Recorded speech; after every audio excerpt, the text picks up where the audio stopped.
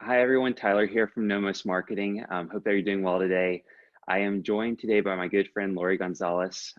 Really excited about this conversation. We're going to be talking a lot about finding efficiencies and process in your law firm, really looking to her experience and learning a little bit about what she's seen work for her clients, what she's experienced in the past working for other law firms. And I'll hand it over to her in just a minute to give you a brief introduction. Just to let you know a little bit about us, we are a full service marketing agency for lawyers, handle everything from digital marketing to even more traditional types of marketing, such as brochure designs, billboards, that sort of thing. Uh, we're doing these live webinars and recording them just to kind of provide some resources for our own clients, our friends, our colleagues, people who are really trying to navigate the COVID-19 situation. And it's been a lot of fun to connect with friends and people that we really admire in the industry. Lori is obviously one of them. So I found this biography, Lori. I'm going to just kind of read off a couple things. Okay. So Lori is the founder and president of Raina Corporation, and it's a company that's designed to assist law firms and solo attorneys with billing efficiency and office operations. And from what I have learned about you, you're also a thought leader in the space. You're very involved with initiatives regarding access to justice, legal technology, and that's how we connected. So if you wouldn't mind just telling a little bit more about your experience, what you're passionate about, and and we'll go ahead and kick it off. So I came from small law. I was a paralegal and really, paralegal operations manager. Isn't that those terms are synonymous, I think, in small and solo firms, unfortunately, with very little experience to start and then learned a lot of lessons the hard way. And after deciding to start my own company, really wanted to focus on how technology and case management and all of these things that didn't seem normal in my experience working in small and solo firms, how those could actually help improve work-life balance for lawyers and all of the people who serve lawyers. And so my company focuses on the really boring work of medical record retrieval, very small admin related task that can totally derail a personal injury case.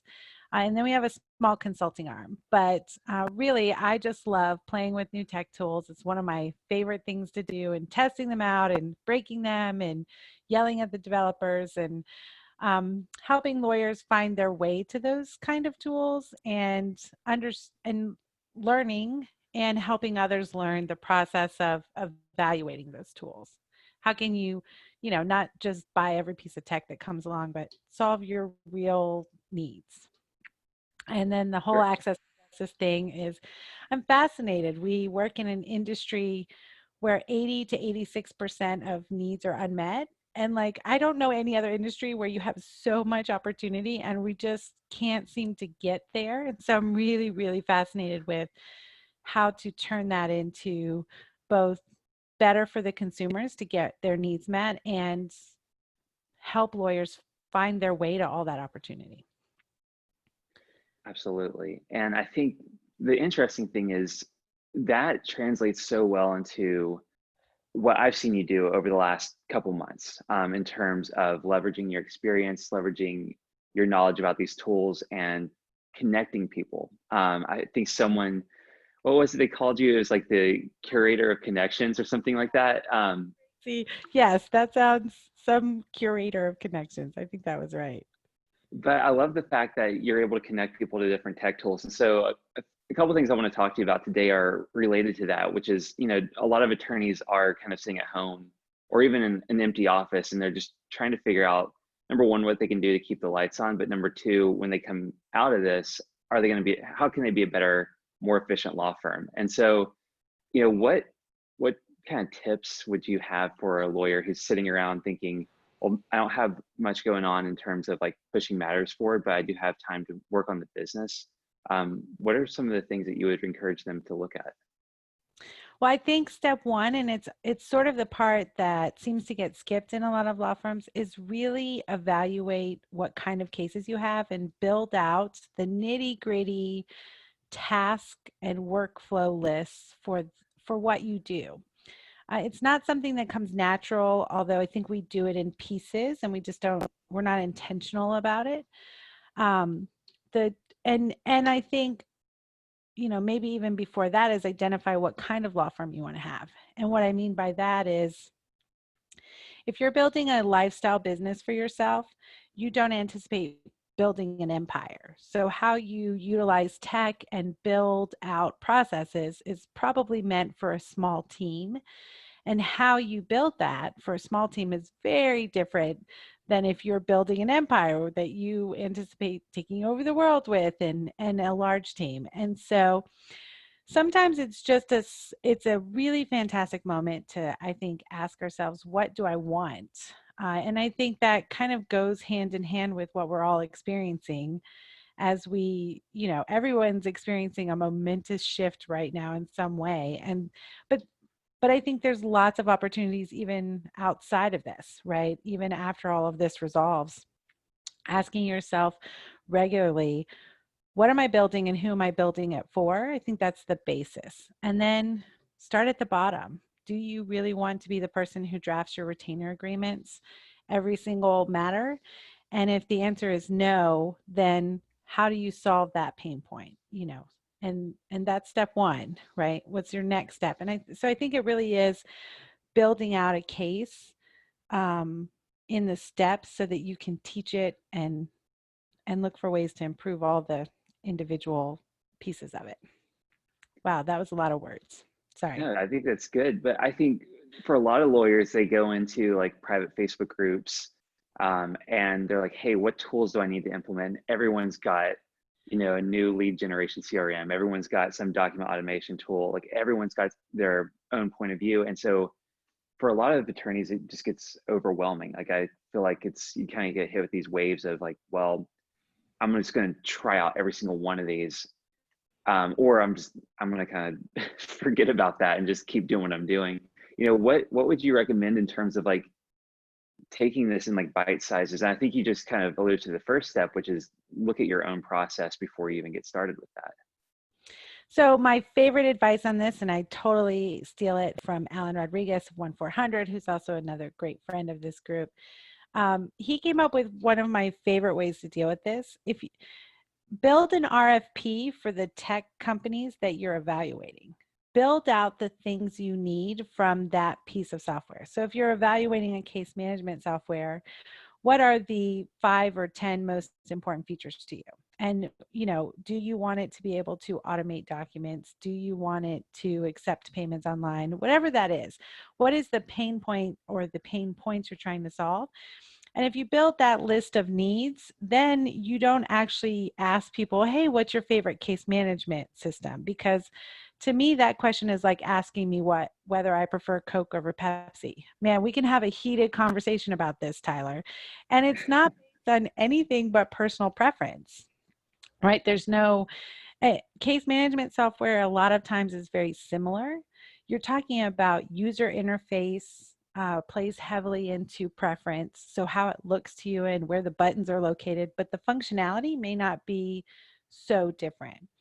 And so really understanding what you need and then sending out that list of needs to the various tech tools you've identified and saying, hey, do you do all these things?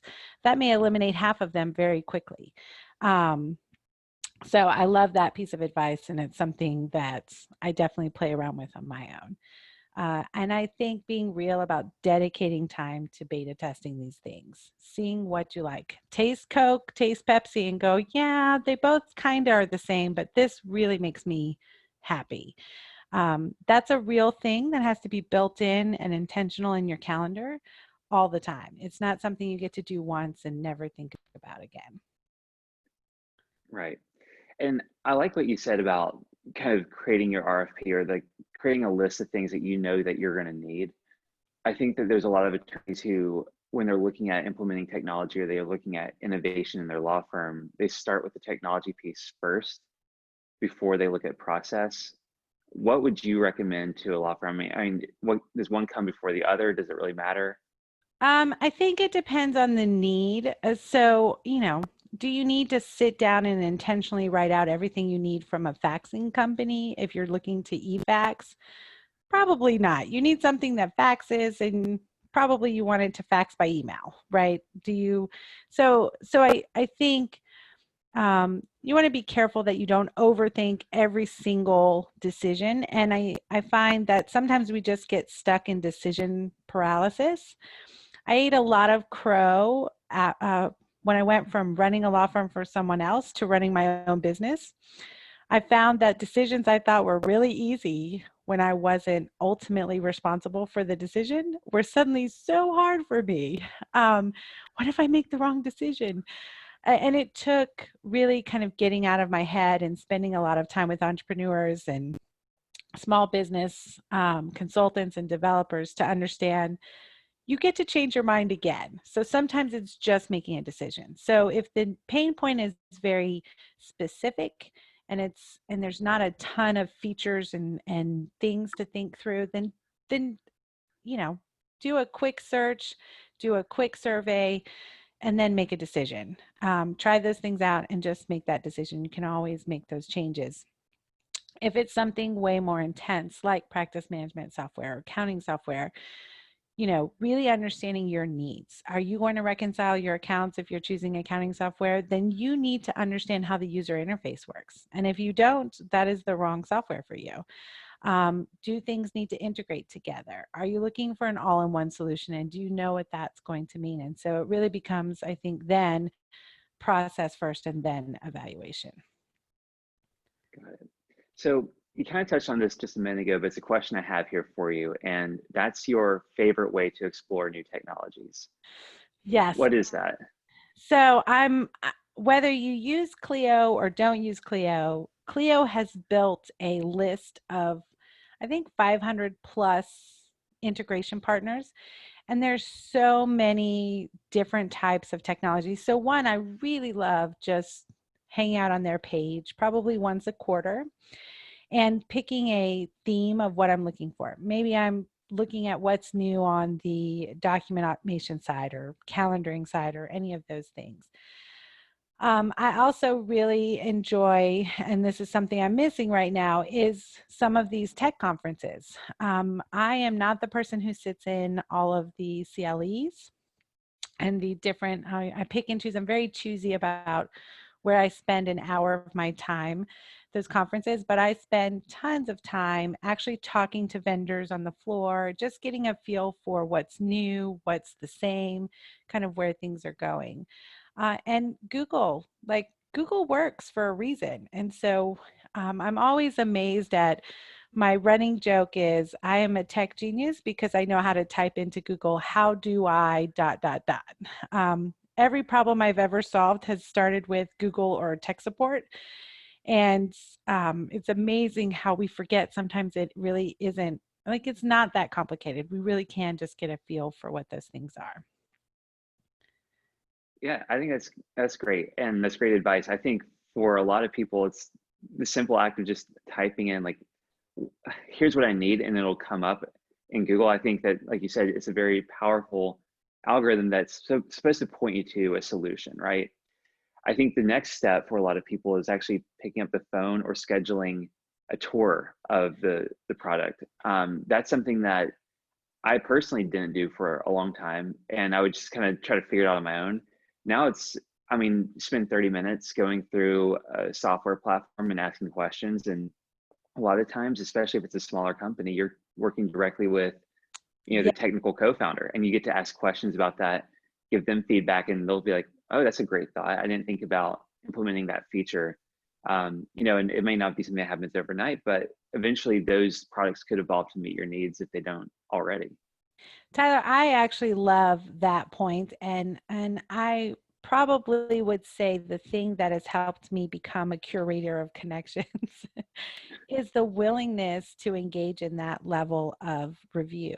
And I don't want to minimize, when I started out, it was just me. Eventually, I had enough work. I hired a person. And so as I hired people to do the day-to-day work, that freed up more time. So I don't want to minimize how hard it is to do the work, be the technician, and run the business. And develop the business and think about, you wear 12 hats when you're running a smaller solo firm. And I never want to minimize that time, but you are supposed to be wearing 12 hats. And if you're not really intentional about that and make time for that and not count that as when I have more time, then you really can't get to that next level. And so I just like you, I make it a point, and I always have, to, if someone has a product I'm interested in, I schedule a demo.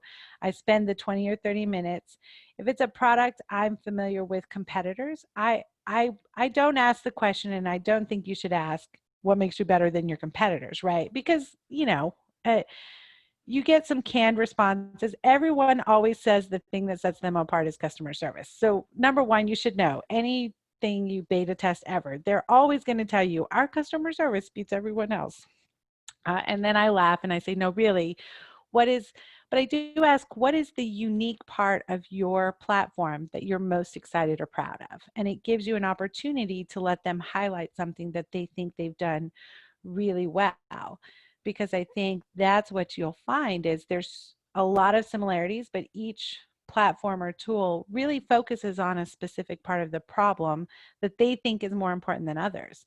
And it's a good way to start seeing where those types of things are different. You'll actually learn a ton about how to become a practice management guru from doing 4 demos with different companies, because you'll see what's the same, what's different. And so I really love that advice, and I can't express enough how much it will help you grow and learn about what technology is truly capable of. And it's exciting when you find out how much more it's capable of. So I want to pivot just a little bit because I think a lot of people are working from home at this point, and I just saw that you had given a presentation to, I think it was a Tennessee bar, on remote work. That's more than just a laptop and a phone. Yeah. And so I think for me personally, I can run the whole business from my laptop and my phone. But we also have baked in processes. We have a project management tool. There's a lot of things that we already had in place before COVID-19 came out. For law firms, can you kind of shed some light on how they can make working from home more efficient, more productive, that sort of thing? Yeah, I think Tyler, because we've run into each other in these places, I've spent the last year and a half more out of my office, and I have an office, than in. So I've been on the road and have a tiny little service, and I can run my entire operation from that service. So I really can, you can run your office from a phone and a laptop, right?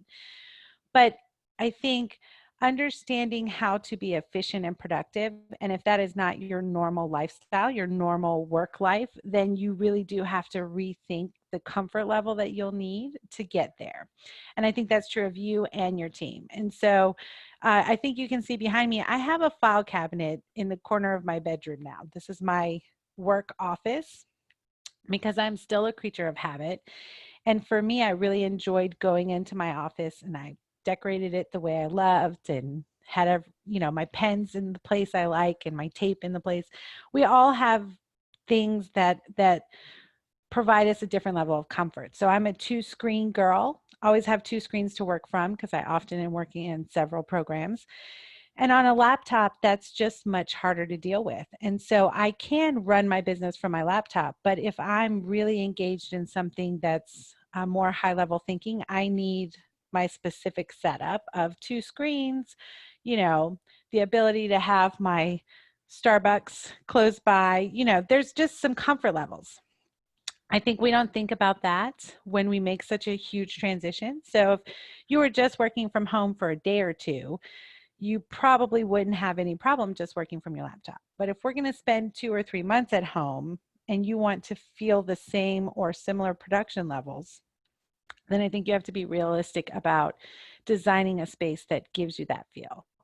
And then there's something as simple as a good camera. I could be looking at you like this at the corner of my desk from my laptop camera, but that would not be ideal and would be uncomfortable for you and uncomfortable for me. I have this mic set. It was less than $30.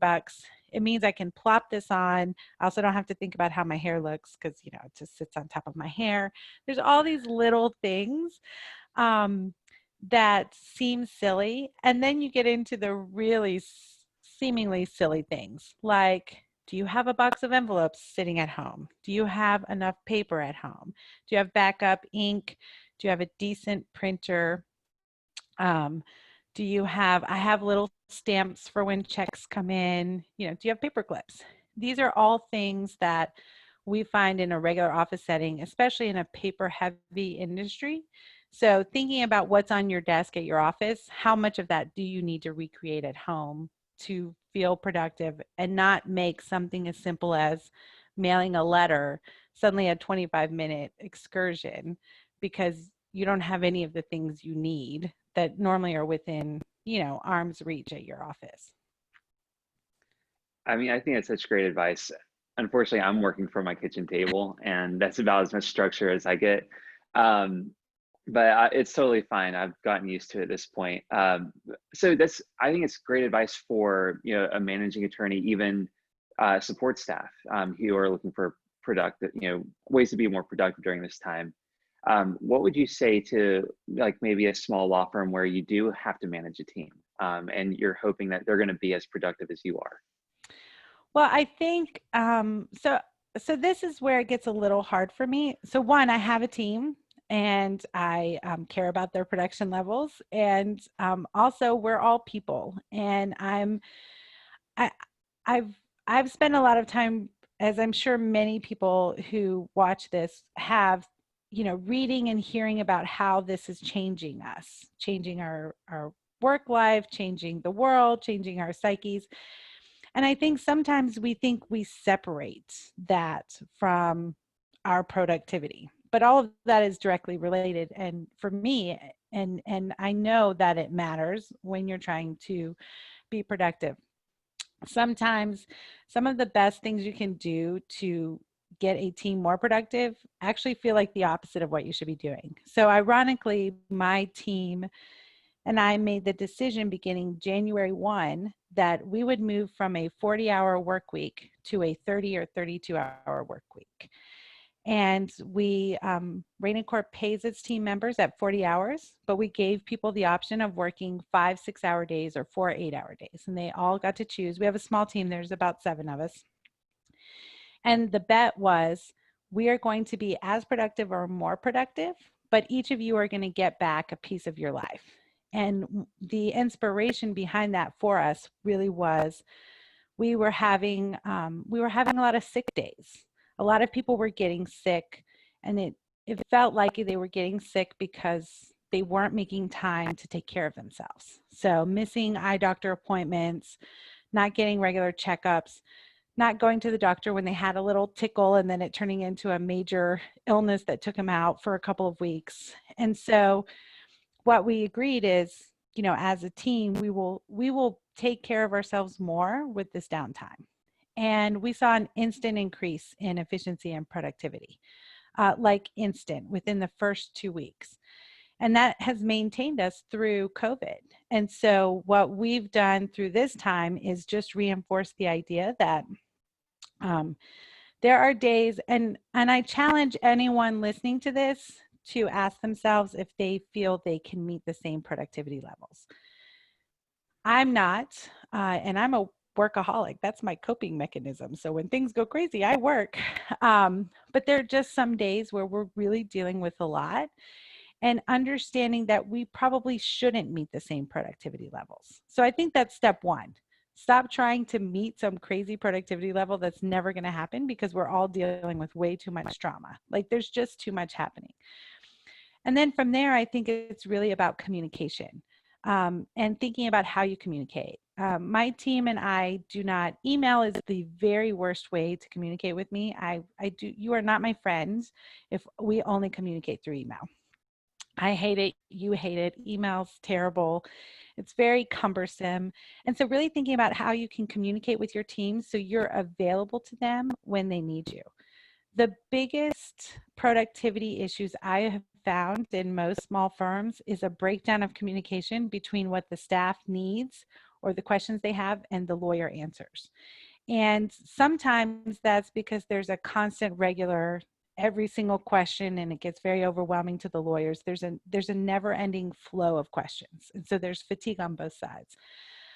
Being really intentional about making yourself available at certain times to deal with those questions, making your team feel like they are your priority, because then they can make your clients their priority, right? So it's that support, I think. So communication was a big deal for us. And when you learn how to communicate without a phone call and an in-person or an email, you get really great at sharing information. And then that sharing of information is how your team can support each other. So you don't have one person with too little to do and another person with too much to do.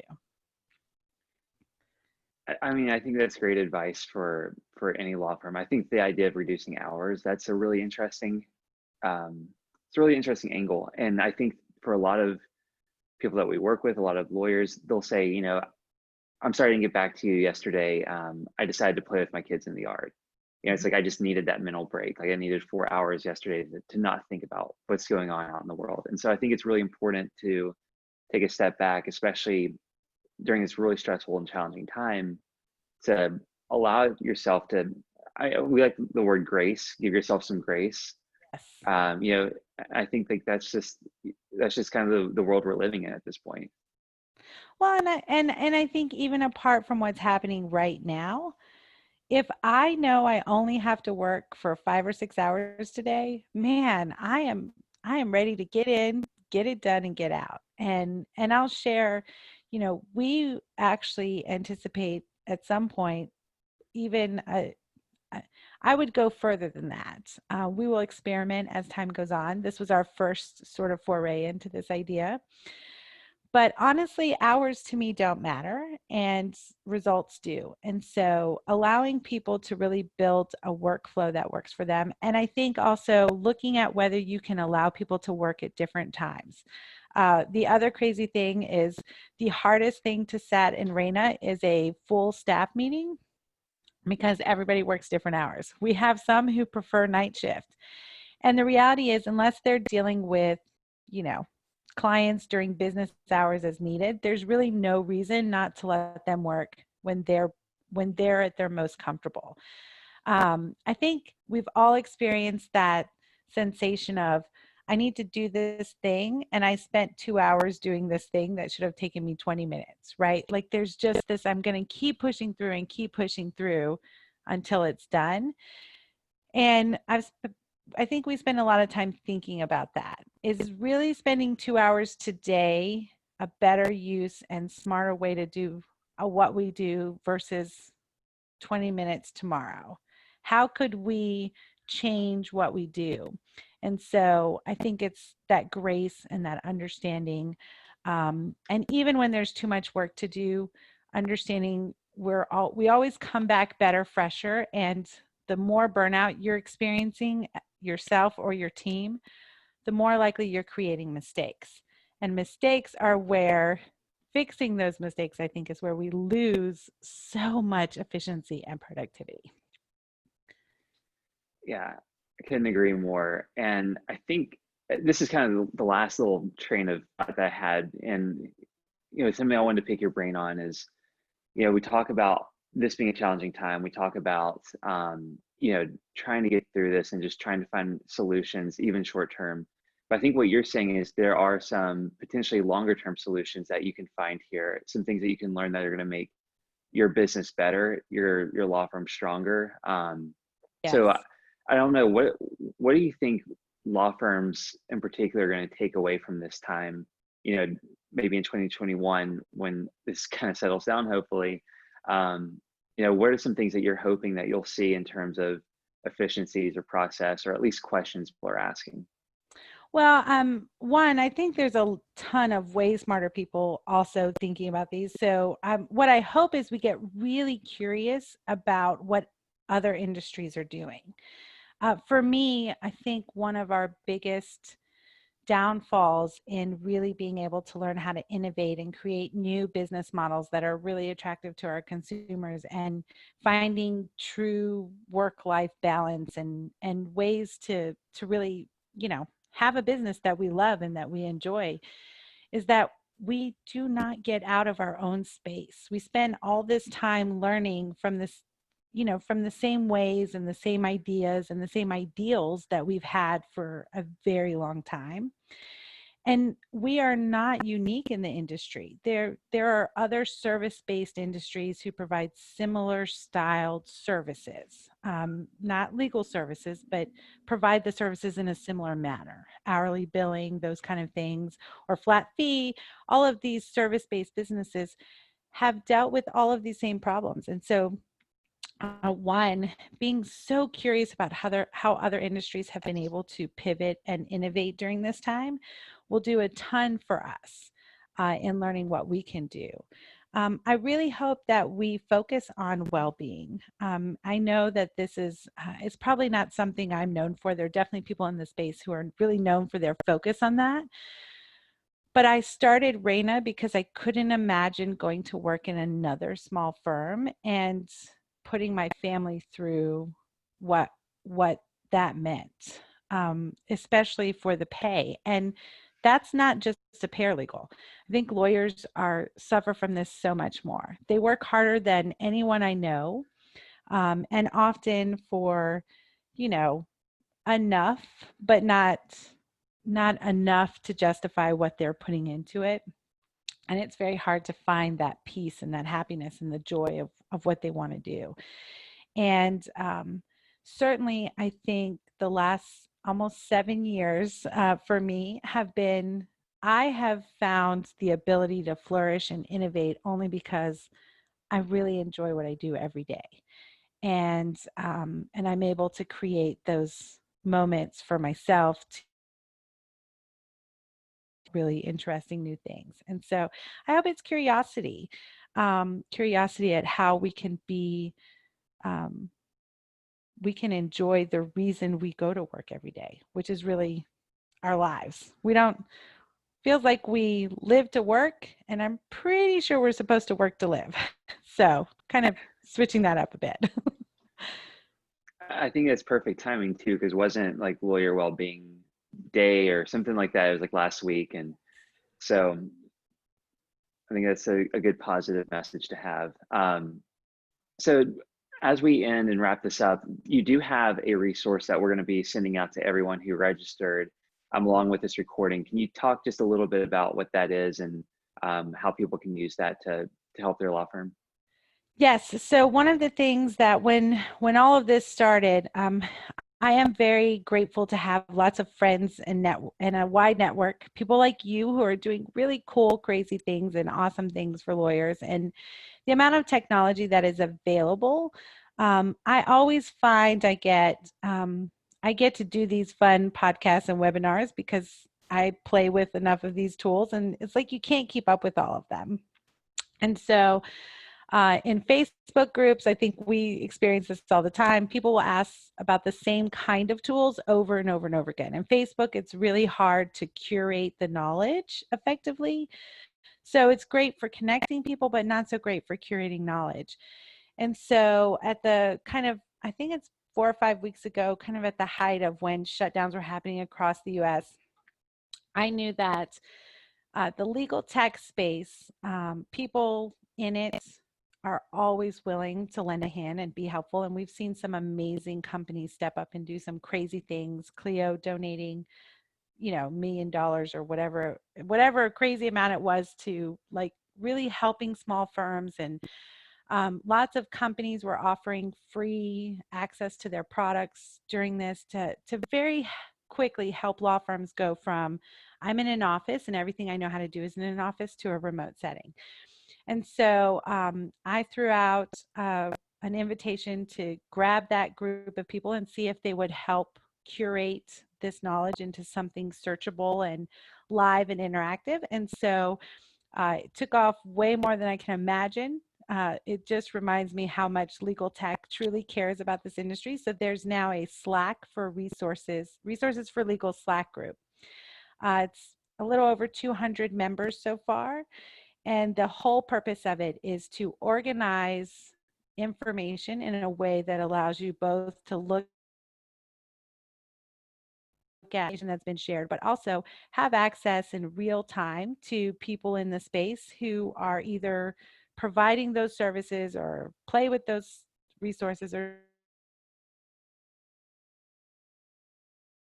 you have a link. You have been moderating, you and April in the resource group. Just selfishly, I've learned more than I could ever have imagined. And, this is my space. So I hope that lawyers both find it useful for getting that kind of information, but also as a way to um, test and play with a tool like Slack without any worry or judgment, where it's designed to let you screw it up and there's no wrong question or way to post, and lots of helpful guides along the way of how you can make that even more effective. Yeah, I mean, I love it.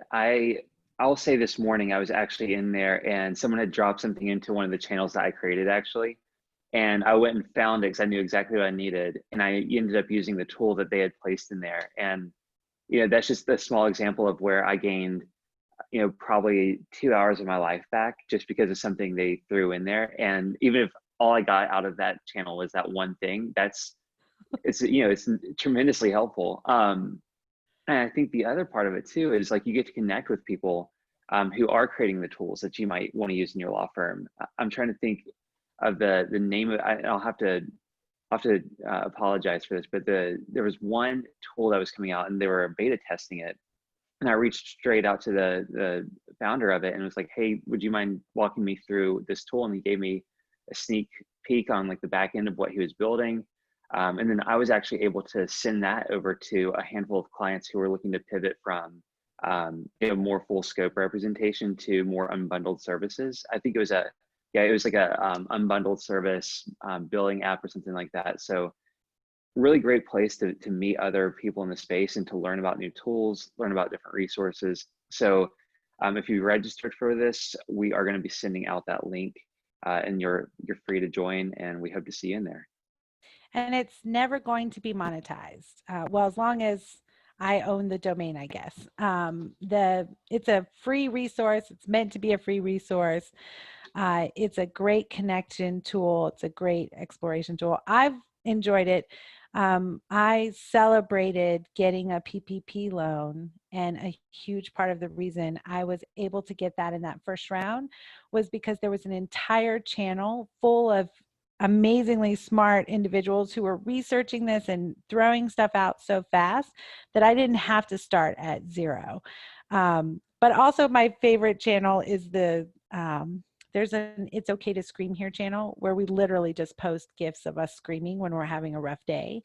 So it's a very snarky but super helpful tool, and I think I hope people will find some value and give feedback. Like, that's what makes it cool. You can ask for what you need if it's not there and someone wants to help you figure that out.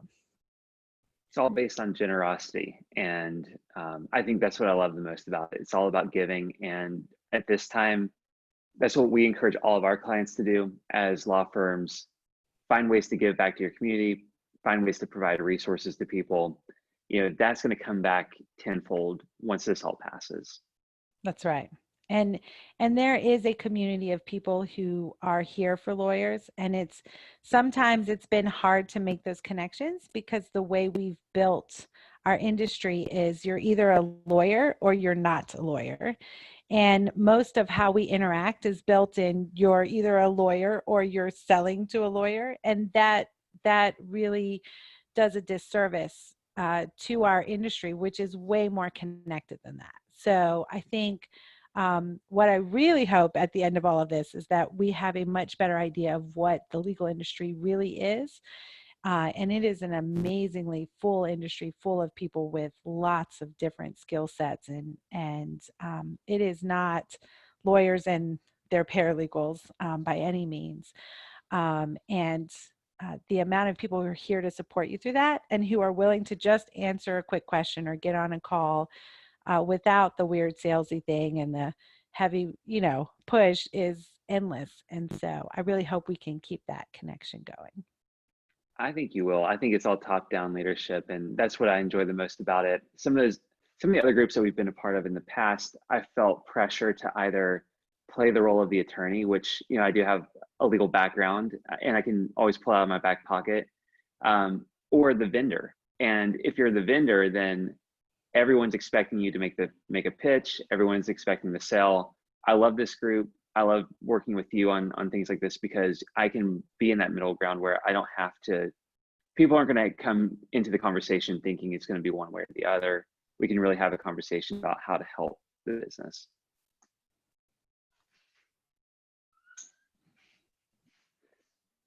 Great. So I think that we pushed through all of the technical difficulties for this this Yeah. conversation. I think we may have had like one or two moments where it kind of lagged, but I think it went well. So if y'all are watching this and you have any questions, what would be the best way for them to get in touch with you, Lori?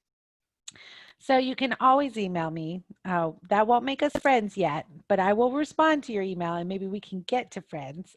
Lori at Rayna Corp. So that's LORI at Rayna Corp, RAYNACORP.com. Join the Slack group. The Slack group is meant to be very interactive and communicative, and you can post and create direct messages, which are just between you and one other person. So Slack is my go-to. It lives on my desktop. It lives on my phone. That's how my team knows how to connect to me because I will respond to Slack pretty quickly.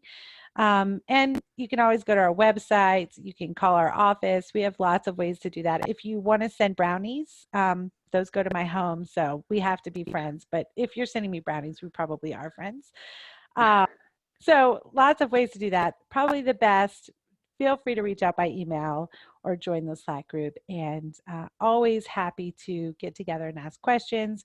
I'll also share a link with you after this if you want to send that out, and I'll share my calendar. So if anyone wants to schedule a coffee chat, I have a link that you can have access to and you can just throw yourself on there.